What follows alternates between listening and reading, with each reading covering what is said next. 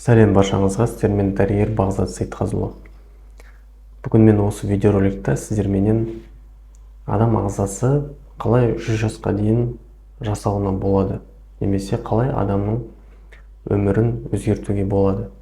Осы мәселесіне сөйлесетін боламын. Негізі 3 негіз бар.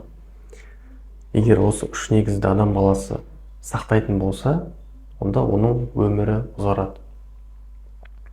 Бұл видеода айтылатын заттар өте қарапайым, и любой адам оны естіген кезде түсінеді. Бірақ та бұл жерде ойландыратын заттар да бар. Мысалға, адам баласы өз өмірінің қанша жас жасайтынын таңдай алмайды деген секілді. Иә, онымен де келісуге болады, өйткені әр адамның уже бекітілген жасы бар. Қанша жас жаса, сонша жас жасайды деп айтады. Бірақ та бұл жерде әр адамның дүниесінде, өмірінде болып жатқан заттың бәрі өз қолында негізі. Егер ауру болуды қалайтын болса, ауруды табады.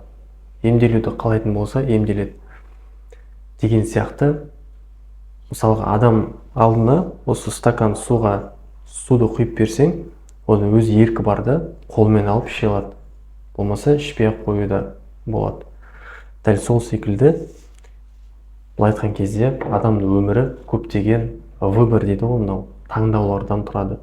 Егер дұрыс таңдау жасайтын болсаңыздар, дендеріңіз сау болады. Егер бұрыс таңдау жасайтын болсаңыздар, онда міндетті түрде неше түрлі ауруларға жолық боласыздар. Видео өте маңызды болады, өйткені мен өте фундаментальный дейді ғой, мынау ең терең заттарды айтатын боламын, адам ағзасына керек. Сол себепті соңына дейін қараңыз, лайк каналға тіркеліп кетіңіз, мен бастаймын. Ең бірінші адамға керекті зат ол су. Ол таза су ішу керек адам баласы. Өте қарапайым зат. Мысалға, мына жерде исследование бойынша ағылшын ғалымдары болсын, болмаса жалпы әлемдік ғалымдар зерттеген кезде судың свойствосы бар. Ол былай айтқан кезде память дейді ғой, өзінің естері бар да, суға не айтасың, соны есіне сақтап қалады. Егер суға мысалға сен ұқсатын болсаң, сөйтіп ішетін болсаң, сен агрессивный болып бастайсың. Егер суға жақсылық айтып ішетін болсаң, ол шипа алып келуі мүмкін.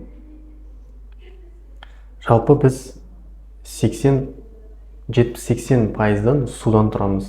Сіздің қаныңызды алып қарайтын болсаң, плазмасын қарайтын болсаңыз да судан тұрады.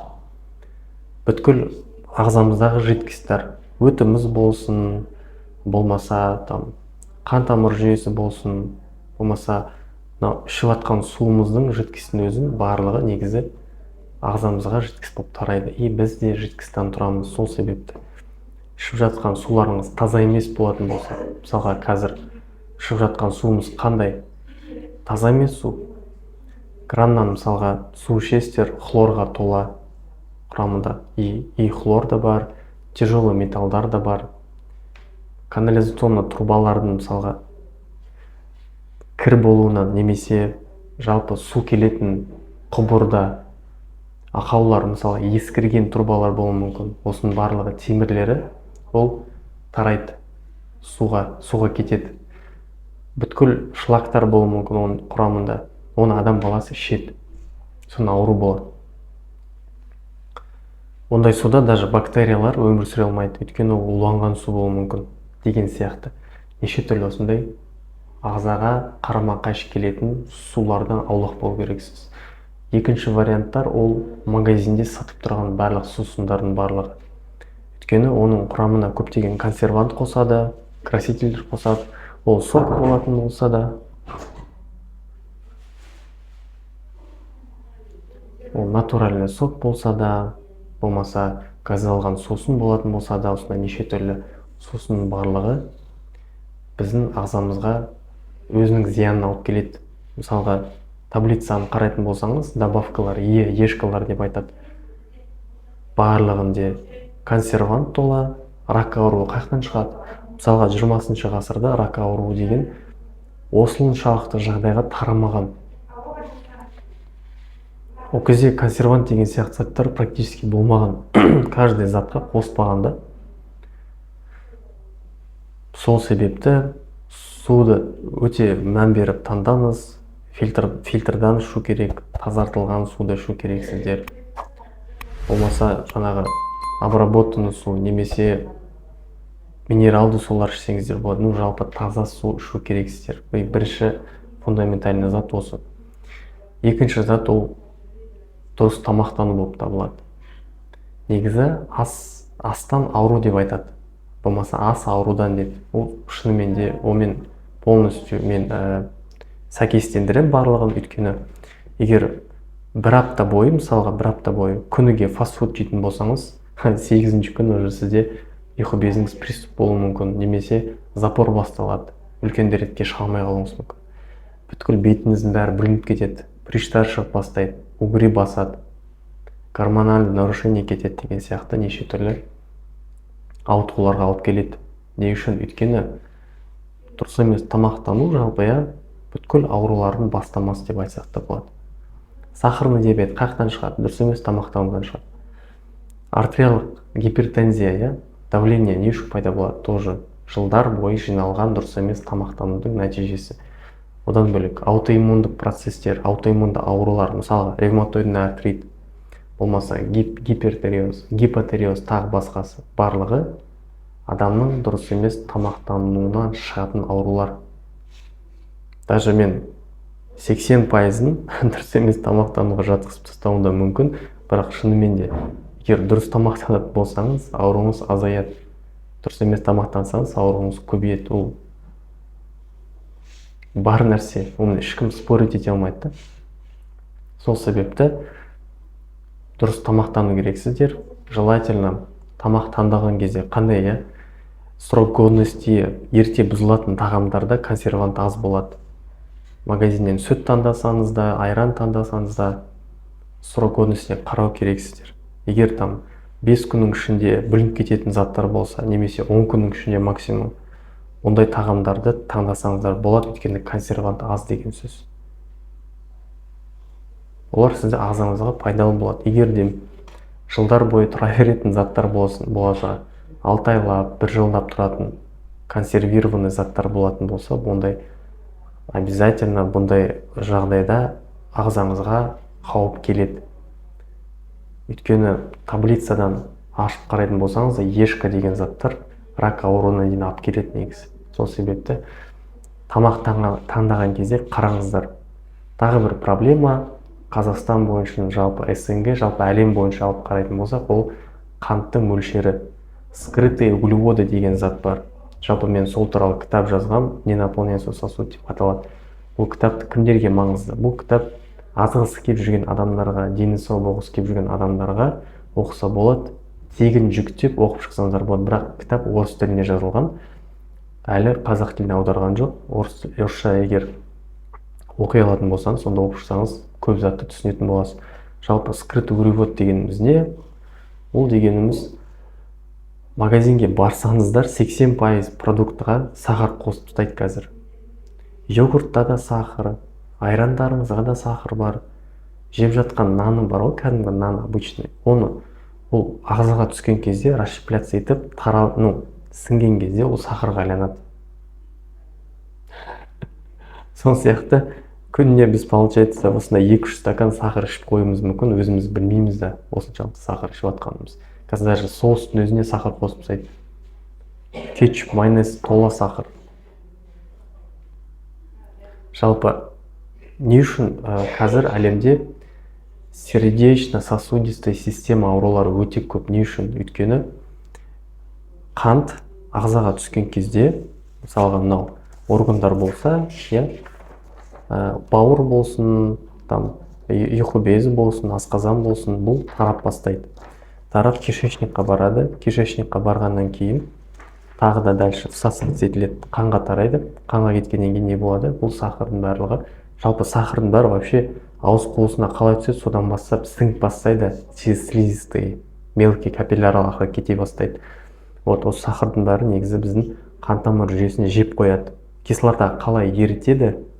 Мысалы, кислотаны сіз мынау неге тамызсаңыз, пластмасса деп айтсақ болады, кислота ерітіп тастайды. Дәл сол секілді қант көп мөлшерде ағзаға түсе беретін болса, постоянно основада ол да іштегі сосудтарды ерітіп тастайды, былай айтқан кезде. И сосудтарда повреждение пайда болады, зақымданады. Сол зақымданған жерге холестериндар жиналады да, сол жер тромб пайда болып, инсульт, инфаркт, тағы басқа осындай неше түрлі қан ауруының, қан тамыр жүйесінің проблемдеріне алып келеді. Не үшін смертность көп қазір?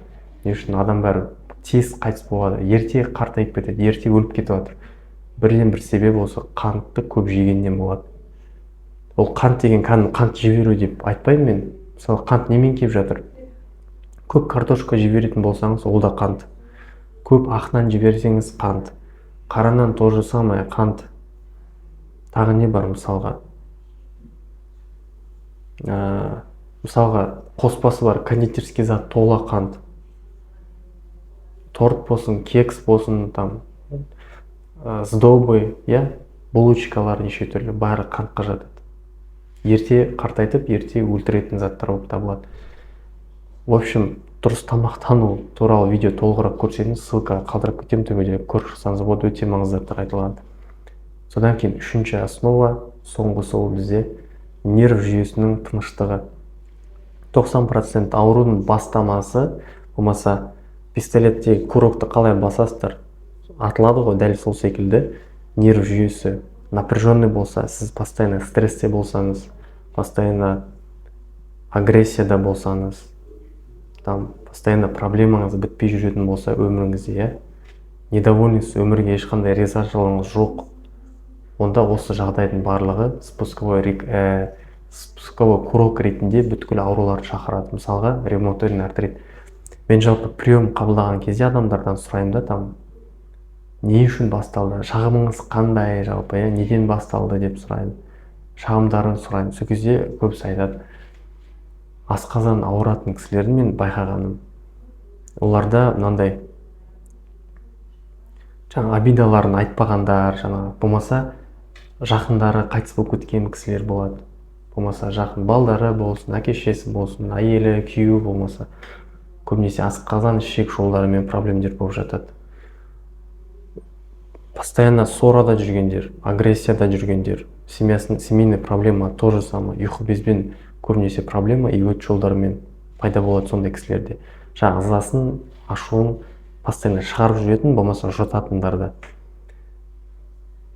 Болмаса детский травма болсын, неше түрлі травма алғандарда, мысалға қалқанша безінің ауытқулары пайда болады деген сияқты. Жалпы нерв жүйесімен аурулар қатты бір-бірімен тығыз байланысты. Сол себепті ең бастысы бұл жерде басқа адамдармен қарым-қатынастарыңыз, ең бірінші әке-шешен, әйел бала-шаға, жұмыстағы тағы басқасы деп кете береді.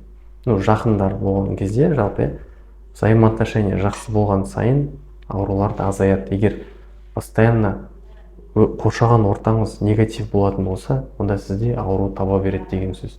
Сол себепті ондай жағынан уже проблеманы шешу керек. Бір адамға конкретная проблема болса, сол адаммен шешіп тастау керек, сол мәселен бар. Өзінен өзі кетіп қалады деген темалар жұмыс істемейді негізінде. Адам өз-өзінен қашып кете алмайды да, бұл айтқым кезде.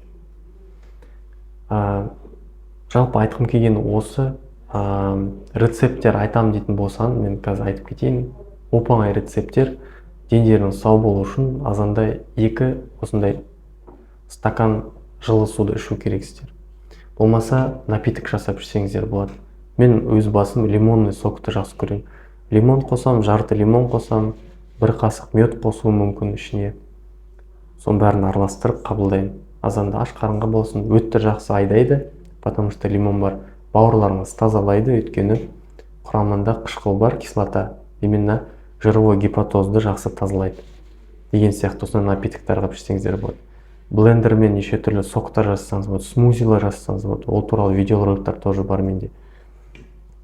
Осы жалпы рецепттерді қолданып, ағзаларыңызды тазалап жасарсаңыздар болады. Бірақ көбінесе осы факторларға әсер ететін осы таза су, таза тағам керек и нерв тыныштығы. Осы үшеуі дұрыс болатын болса сізде, Құдай қаласа өміріңізде ұзағырақ болады.